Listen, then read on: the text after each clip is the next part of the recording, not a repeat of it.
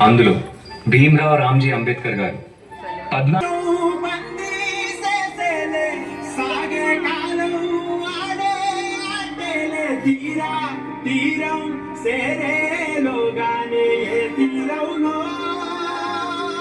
నమస్కారం మాస్టారు.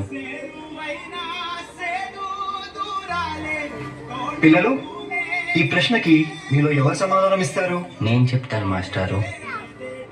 భీమ్రావ్, ఆగిపో. నువ్వు ఆ బల్లాన్ని తాకితే దాని వెనకాల ఉన్న మా భోజనం మైలైపోతుంది. నువ్వు కూర్చో. నువ్వు వెళ్ళి రాయి భీమరావు.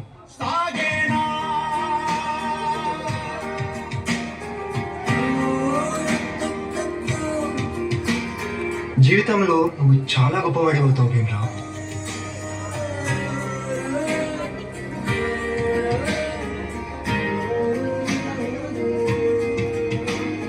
నీ వల్ల మా భోజనం మైలైపోయింది. ఇది కూడా నువ్వు పెట్టిను.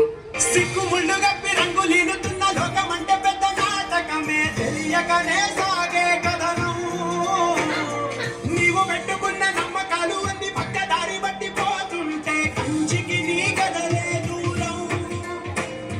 నీ చేతుల్లో ఉంది, చేతల్లో చూపించి ఎదురేగి సాగాలిగా. నీ పేదలో తేడాలంటే నువ్వెదురు చూడాలిగా. చాలా దాహంగా ఉంది. తాగడానికి మంచినీళ్ళు ఇస్తారా? నీలాంటి వాళ్ళకి అదిగో ఆ మురికి నీళ్ళే, వెళ్ళి తాగో.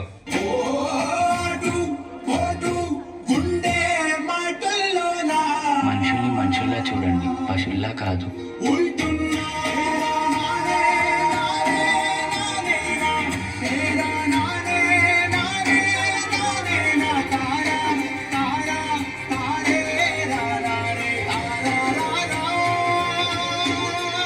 నువ్వు ఎవరికీ తల వంచకూడదు.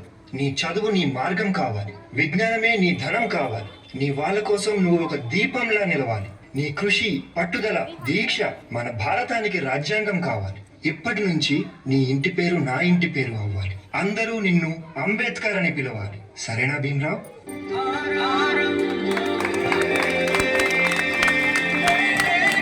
ఎంతమంది తనని తక్కువగా చూసినా చదివే లోకంగా మార్చుకొని మెట్రిక్ సాధించాడు.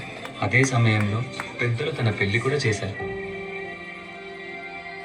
సాయాజీరావు గాయక్వాడ్ అనే మహారాజు సాయంతో విదేశాల్లో చదువు పూర్తి చేసి ఎన్నో గణితలు సాధించి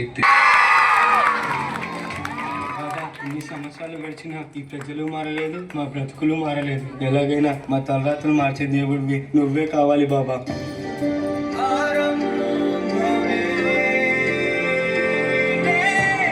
నా ప్రజల కోసం ఎంత కష్టమైనా పోరాడతాను.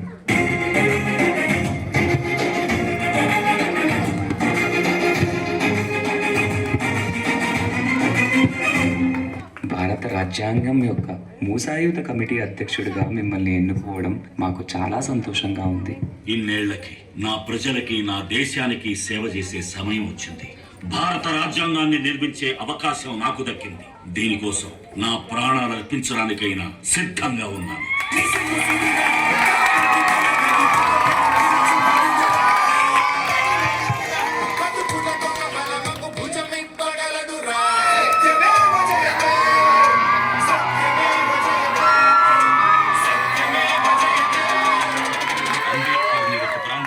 ఒక కులానికో ఒక మతానికో పరిమితం చేయలేము.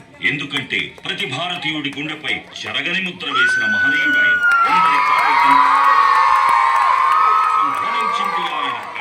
భారతదేశంలో రాజ్యాంగం ఉన్నంత వరకు ఆయన మన మధ్య బతికే ఉంటాడు.